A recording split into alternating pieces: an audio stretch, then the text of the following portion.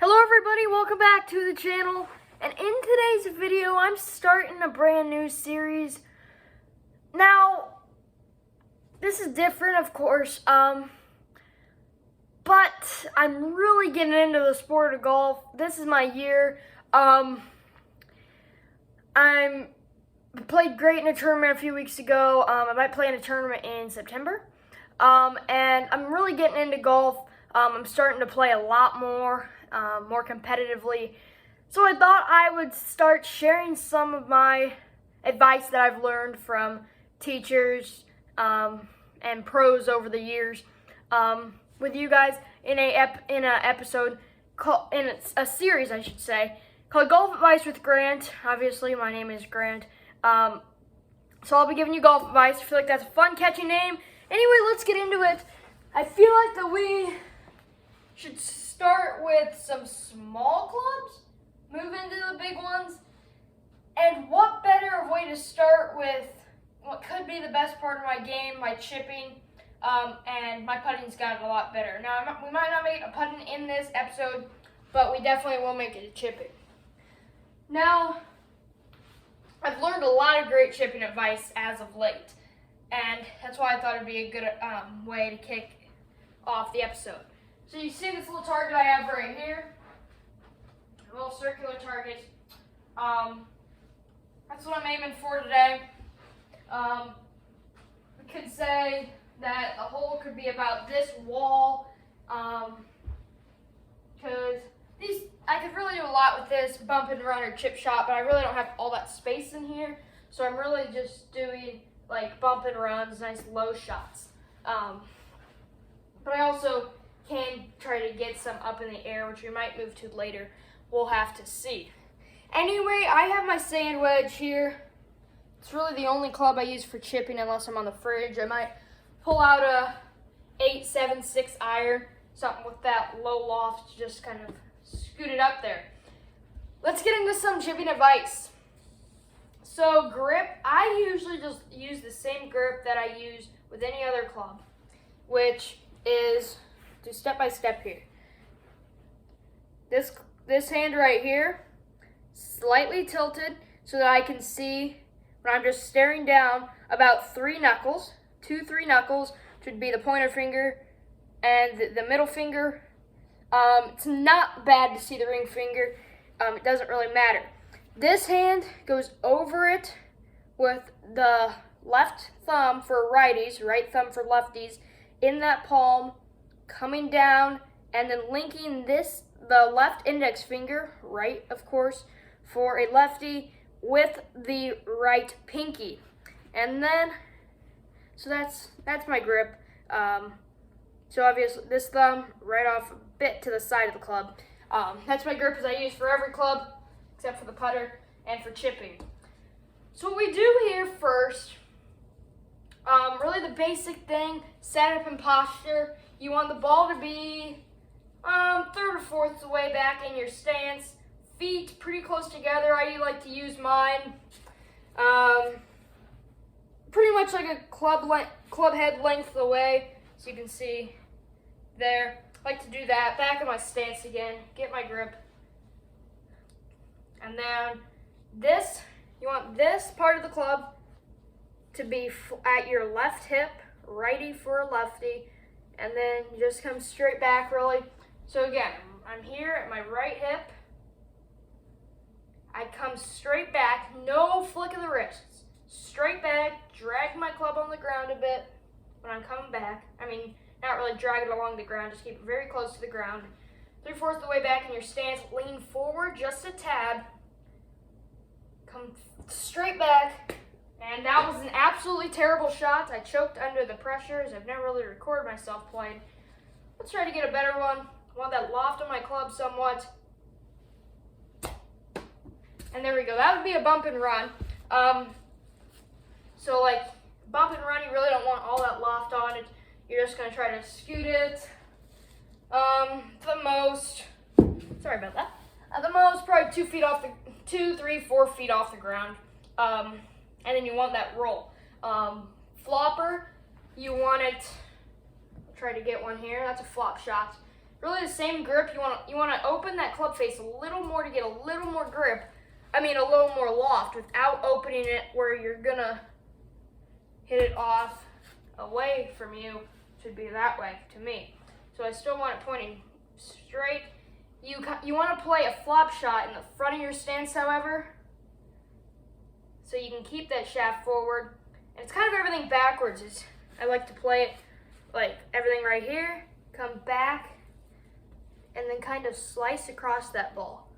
Slice across it. You can see it better here. I'm gonna slice across it. Slice across it. So even if you are open a bit, you can still come across and then get it into that center circle. So let's try one here. Back, across. Now I might not make it in the target. I'm only like 7 feet away from that. So when I get that loft, it's gonna be hard to get into that target. But that was a very good shot, and that will be very useful in your game when the pin is very close to you from where you're chipping, either in the fairway, fringe, rough. When it's very close to you, you aren't going to want to bump and run. Now, sometimes you can, but usually you don't want to do that in case it soars down the hole. So you want to get it a nice bite, and that's when the flop shot comes in handy. Which, that was perfect. It hit like right at the hole, and since you get that loft, it's just going to sit right there. It won't roll too much. Let me corral up these balls.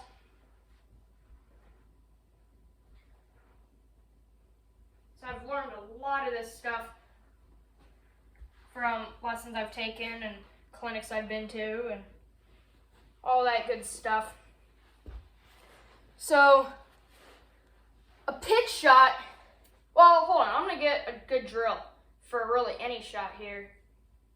But I like to use it with my driver and my chipping club. So you see this length right here? The ball that you want to hit, you can see those two balls there. So put that club right behind that ball you want to hit, okay? And then put a ball about another length of that club head behind it. Set it up. And then what the point of this is so that you are not coming out and around, and then you're either gonna slice that, you're gonna chunk it, you're gonna top it, you're gonna get under it and soar it way over the green, you're gonna do a bunch of all bad things, like watch me come out and around here. That's when I'm coming out from where the ball is. Watch how I hit this. Look at that. I bladed that. I completely bladed that, and that's not what we want. Another bad thing is when you're coming in and around, and then, hold on. I'm going to show you with only one ball what doing out and around, in and around does. Out and around, coming here again. Look at that. I blade that, and I soar that over the green. Now, I'm not swinging awfully hard. Obviously, I'm doing somewhat of a full swing, but I'm just coming here. Look at how I blade that. I blade that, and that goes soaring. Now, when I come in and around, I'm pretty much also blading that. Like, you see how I'm barely swinging, and I'm still crushing that ball. That's not really what we want. Now, in and around is better than out and around because you can still come back out, but you still will slice that ball every once in a while, top it, chunk it, all that bad stuff. Now, when you're coming straight back, well, let me get to the drill first. When you're coming straight back, two club faces behind the other ball, when you're coming straight back with this drill, you should drag that ball, and then that's just a nice and easy hit. Let me go fetch down these balls over here. So, again, right here, to drag it back a few feet and then propel forward. And you're going to hit that ball much straighter since the club face, if I can get this straight here, since your club is not either coming in and you're slicing or you're coming out and you're hooking. Another thing is, you really need to work on with your chipping, really any shot again. You do not want to bring that club like this back. Now when you come back kind of like here, when you're up near shoulder level, head level, then you can bring that club like this in the backswing. But you do not want to start like this and have it just tail back. I used to make that mistake, and you should have seen my slices. Every once in a while, I still do it today. You do not want to bring that club face back, and you're going to shank that ball way off to the right as a righty, left as a lefty.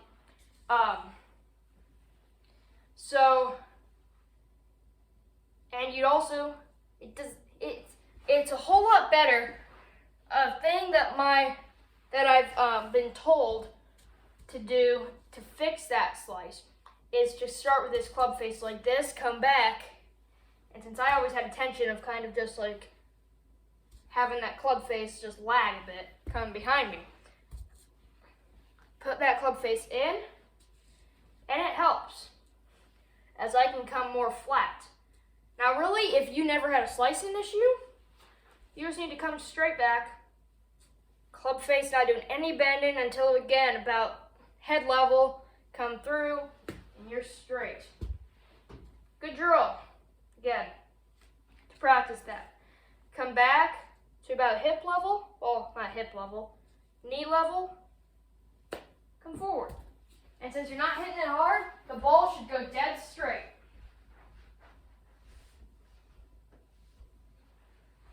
So watch again here. Oops. So I'm coming back to hip level here. Pretty much straight. Now, if I am opening that club face, which you might find yourself doing, it's going right. If I'm closing that club face too bad, which is closing it like that, then you'll watch it go like this. It'll go way off to the right. But when I'm coming through flat and straight, I can get a hole pretty straight. If I'm hitting that thing, that's pretty straight. Okay, quick putting tips here. There's really nothing too much about putting. I mean, I can't tell you how to read putts and everything. It's different on every single hole, every single shot, every single course that you play. But what I can teach you is your grip. I like to choke up on my putter since it's a little big for me. Choke up, feel what you do free. You can use your normal grip. I sometimes do it. Just feel like it gives me a little stronger grip so I can control that face a little more. But you're going to want to play it middle of your stance and have that club just be a tad bit forward. Come through. Now, what you do not want to do is go like this. Like, I mean, that wasn't a terrible putt, but I'm going to use this ball as a whole. Now, if I'm going, you want to bring it equally back. Like if I need to come here and then there. It's not here, there, or here, there. It is even through, nice tempo, same backwards and forwards. So there's that ball. I've become a really good putter. I guess I don't need it up on that thing. Become a really good putter here lately after those tips I got. Come through equally as forward. Now that's bad. Oh my god. I am so sorry for all that had to witness that. That was very poor of me. So don't usually putt on carpet. But again, straight back, straight forward. And if that was a real hole, that probably would go in. If it didn't, I just got a nice tap in, not a bad two putt from there. a lot with your chipping and putting, advice-wise. Hopefully you learned something. There will be plenty more of these episodes as I am really enjoying golf. Hopefully you enjoyed the first episode of Golf Advice with Grant, Golf Tips with Grant. I might name it something different in the title. Hopefully you learned something again. Thank you so much for watching. Make sure to like and subscribe, and we'll see you all next time. Bye, everybody.